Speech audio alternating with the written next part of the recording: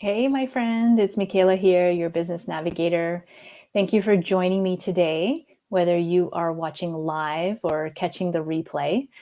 Welcome to Confessions of a Recovering Hustle Culture Addict. Just kidding, sort of.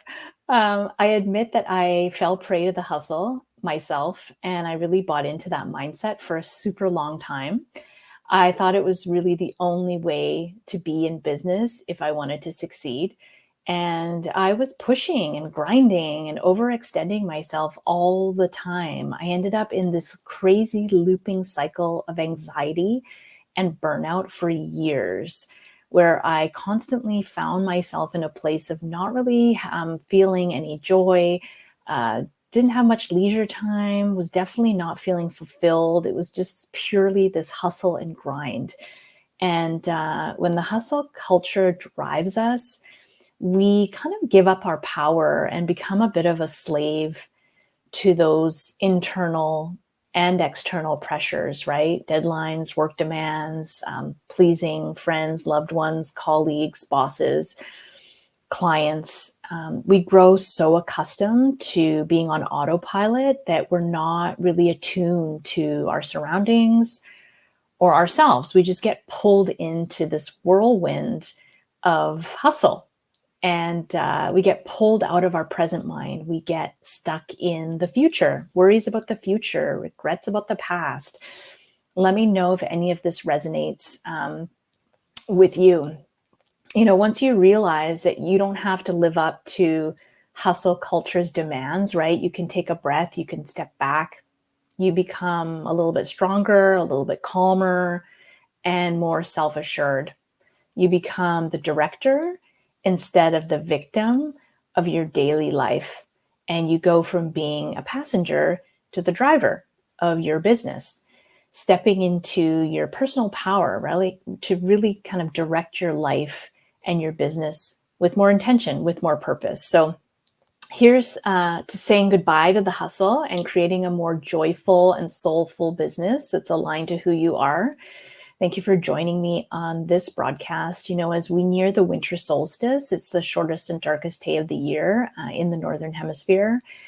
And while the diminished daylight really draws us inwards naturally, our cultural norms, our environment really encourage us to be more outward facing, right? We have holidays, we have parties, we have food, we have shopping, advertising, bombarding us.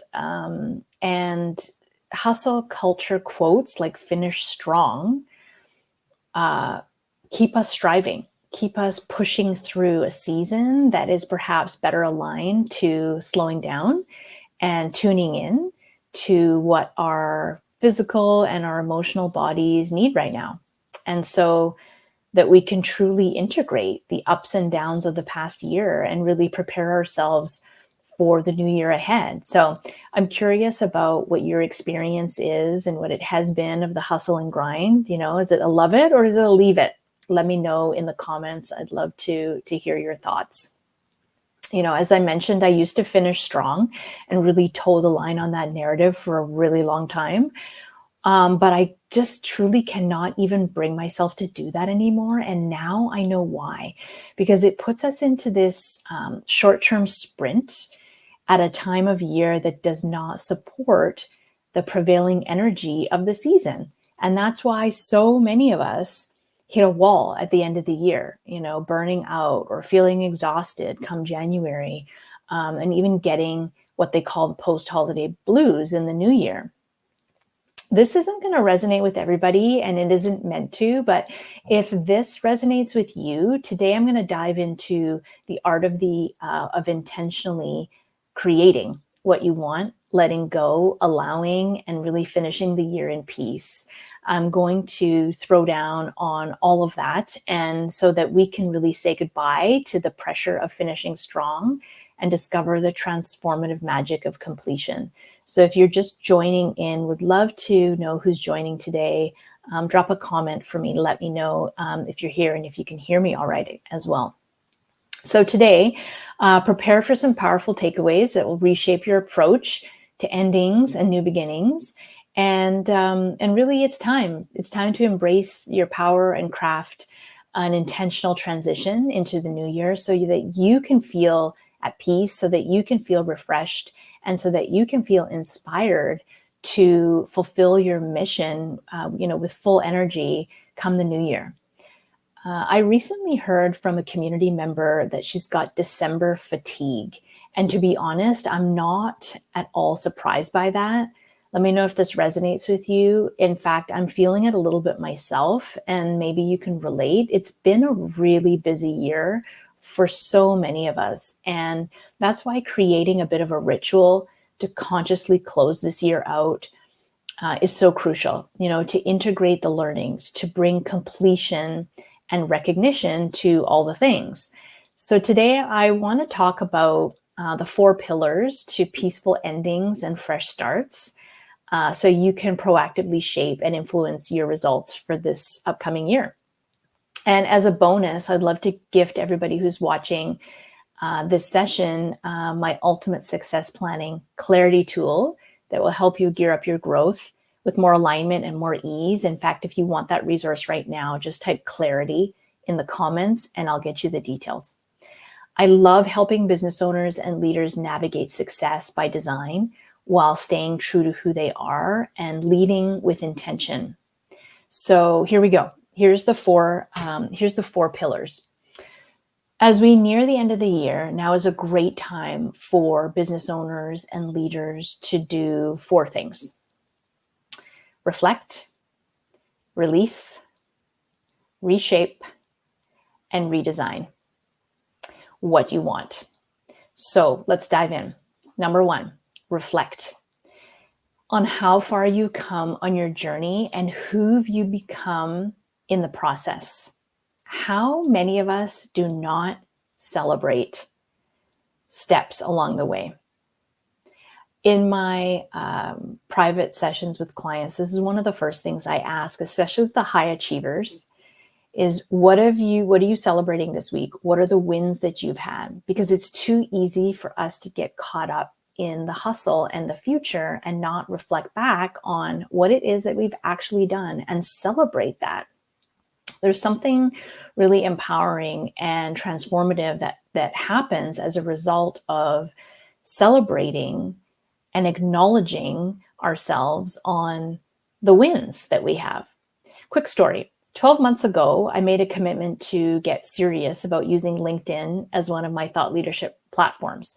I'd already mastered how to turn my visibility into profits by speaking on stages, running events, and wanted to add another visibility channel into the marketing mix. So I'd been using LinkedIn for a long time, for years, and I was just winging it, like so many of us, with no real strategy or plan that informed my activities.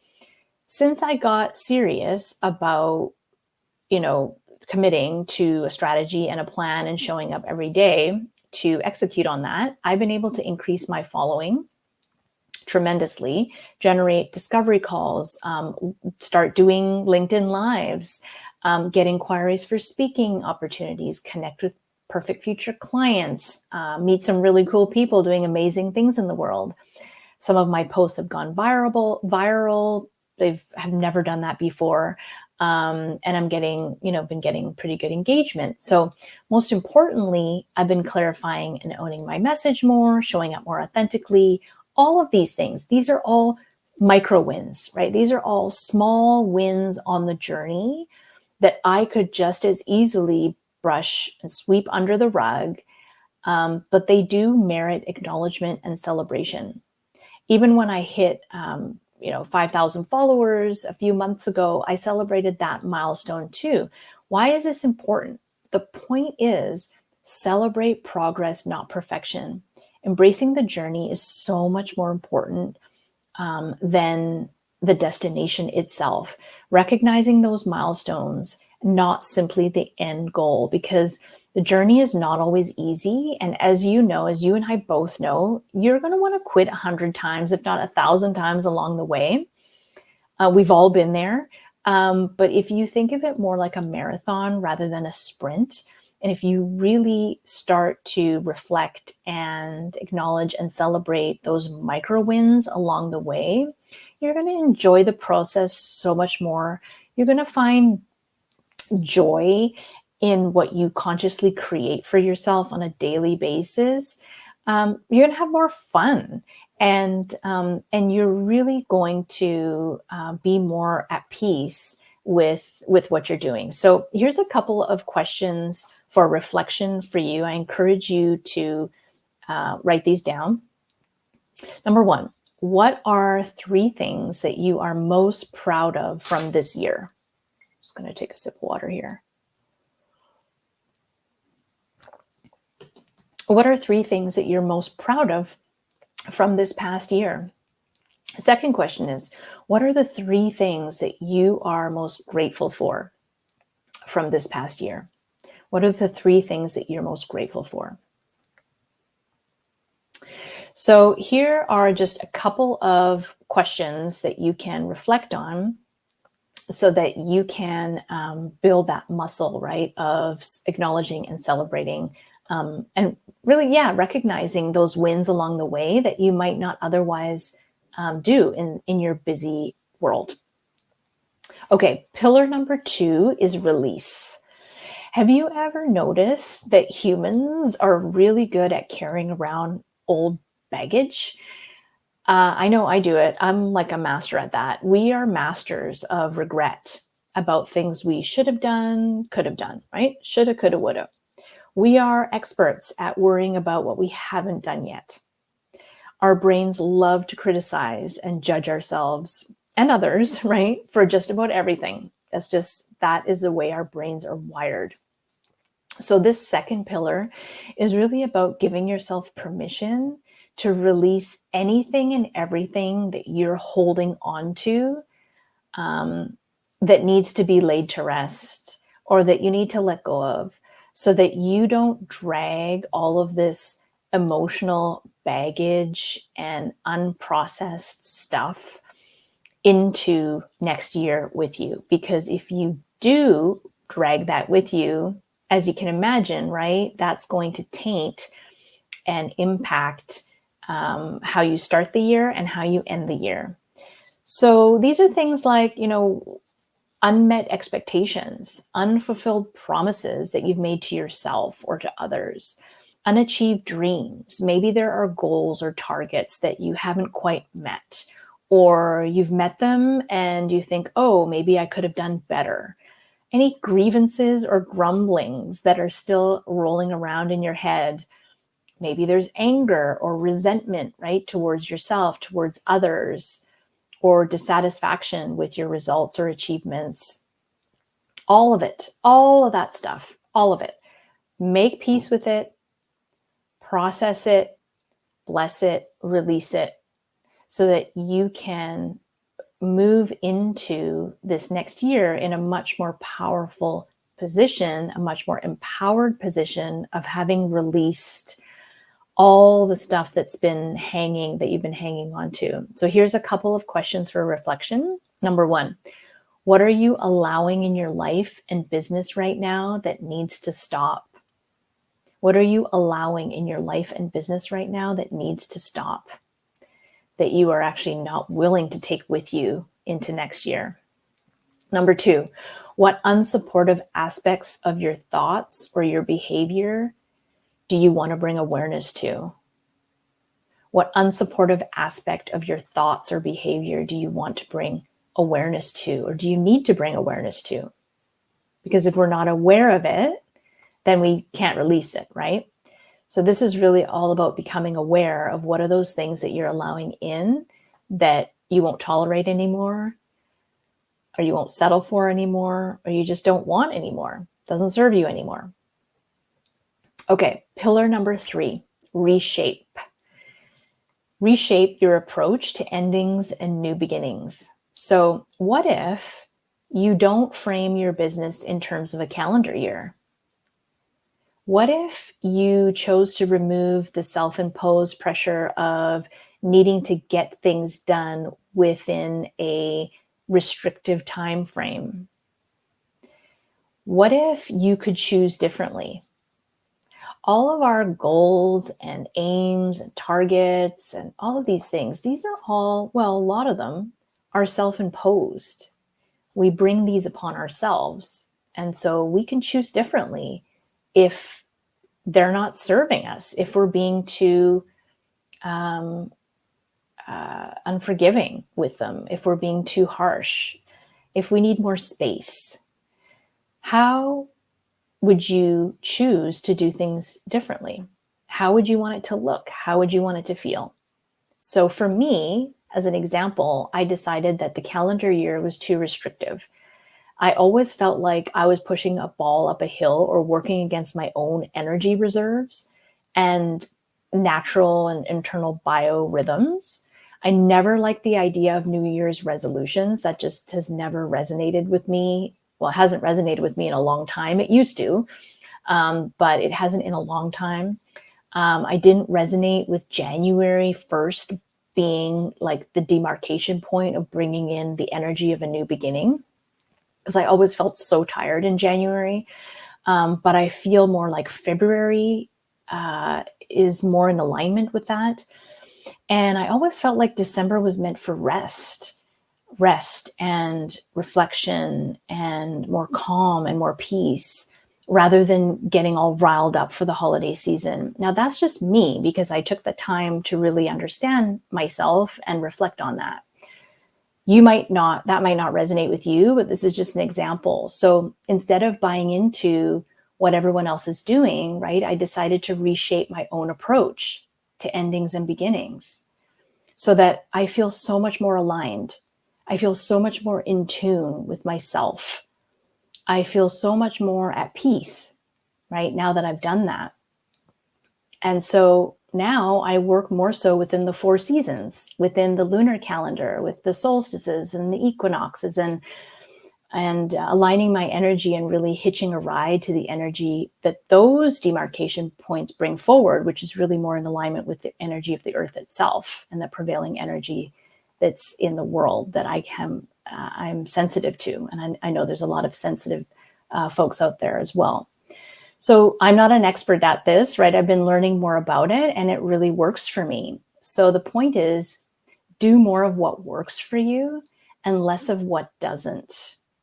Otherwise, if you don't do that, you're going to have this internal struggle, right, inside of yourself. And it's like this constant fight, this constant internal battle, which is exhausting, totally exhausting. So here's a few questions for reflection. Number 1, what are 3 things that are not working for you right now in your business? What are 3 things that you're doing? Maybe it's an action, a behavior, a thought process. What is it that you're doing right now? Even a strategy, people you're working with, projects you're working on, relationships you have.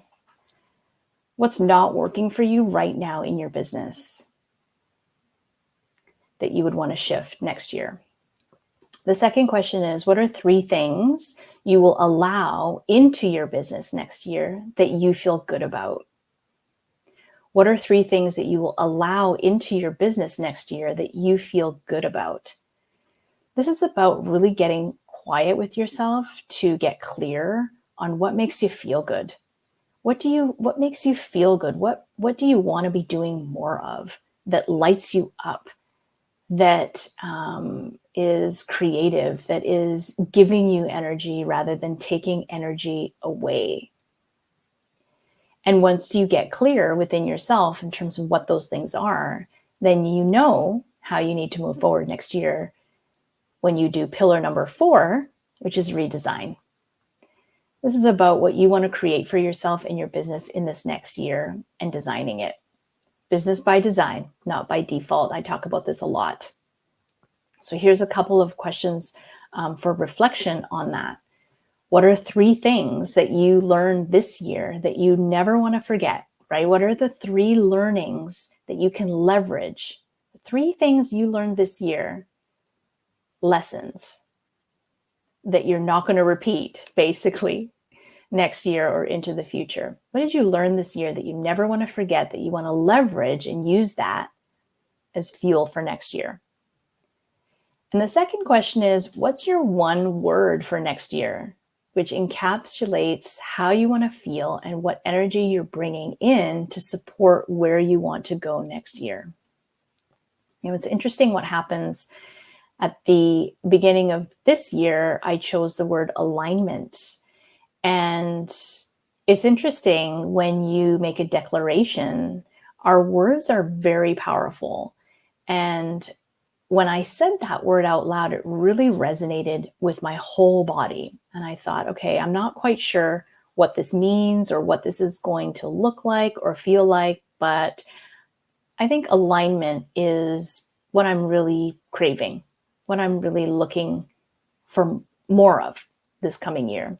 And so that's the word that I carried through each month, each quarter, and used that as a touchstone for making decisions, deciding on projects or strategies or, implementing certain things or making decisions about things. I always touched in on that word. And it's incredible what happened this year in terms of really living into it, how it really manifested itself, how I created that alignment in so many areas of my life and of my business. And so that's the power of designing and creating what it is that you really want.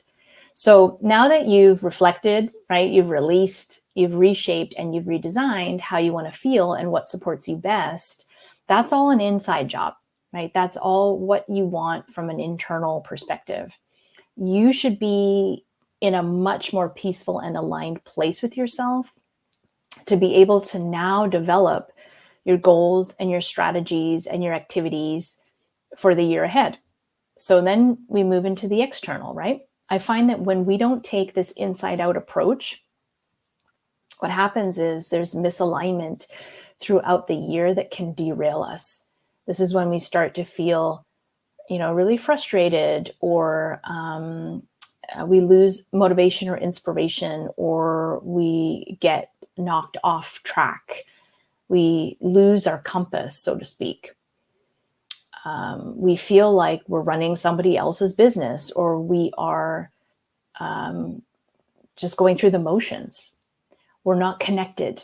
We're not super connected and excited to what it is that we're doing, because it's an inside out job and it's got to start internally first. So to help you with the external piece, right? We've gone through the internal piece today, and to further support you with the external piece, I invite you to drop the word clarity in the comments so that you can gain access to my planning tool, my clarity planning tool. It's called my Business Success Planner. And it's a compass. It's not just a planner, it's a bit of a roadmap. It'll help you get crystal clear about what's truly important to you. When you have that clear vision, you can make strategic decisions with confidence. Number two, it'll help you navigate like a pro. It's not just about setting goals, but it's about creating a plan. It's about laying out potential obstacles, resources that you might need, so that you can tap into your own resources and tap into your self-leadership to really move yourself forward. And the third thing is it'll supercharge your progress. It's about making small shifts, right? It's about really looking at what you're doing differently. So you'll find goal maps, you'll find action planners to keep you focused, activity planners, a way to streamline your tasks, etc. And it's a way to keep you accountable, right, to what you're designing for yourself in the future with more intention and more joy, right? It's about thriving, not just surviving. And listen, I wore busy like a badge of honor for decades. I was like the expert at it. My need to be busy was an addiction to the feeling of being busy. I used to think that being super busy was a good thing.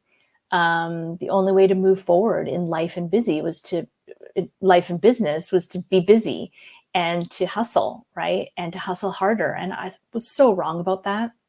It just kept leaving me in a puddle of tears as I pushed myself to the brink of overwhelm and exhaustion. And I had adopted that hustling mentality. I used to fill my schedule to the brim, hardly any time to myself, to eat, to breathe, for family, friends, for exercise. Every day felt like I was actually starting my day behind the eight ball. I'd be exhausted at the beginning of the day. And it was really only when I heard my mother say that the only way that she could see me was if she made an appointment, that's when I fully realized that my busyness was an addiction. And, we wear a busy like a badge of honor to feel worthy, to feel like we matter. So let's not confuse being busy with being productive. Let's be kinder to ourselves as we navigate everything we have to do to make our life, our family, our business run smoother. Let's not perpetuate the hustle harder philosophy that is unattainable and detrimental to our mental, emotional, and physical health. It's just not for everybody. If it's for you and you feel great and it energizes you, go for it. Go for it. But if you're dirt honest with yourself and you realize that the way you've been operating your life or your business in this way just isn't supportive, then let's embrace the journey together. No hustle. Just, work hard, but with more peace, with more ease, and learn to let go and allow and complete and integrate. And as the sun appears to stand still on December 22nd, on the winter solstice, may you find stillness within to acknowledge who you've become and what you've accomplished this year, what you've learned, what you're willing to allow, what you want to release, what energy you want to pull in, how you want to feel. It takes courage and it takes leadership to be the one to make the difference inside what you're committed to. And I celebrate you for that. If you want some help to grow your business with more intention and more alignment, my DMs are always open. We can jump on a call. I'll share everything I do and don't do to grow my coaching and consulting business and how I help my clients grow theirs with more ease, less hustle and grind. And remember, as we just wrap up our time together today, lead with intention, my friend, and choose to design your business to support not only your goals and your dreams, but to be in full alignment with who you are and what you're truly meant to do in this world. I'll talk to you soon. Bye for now.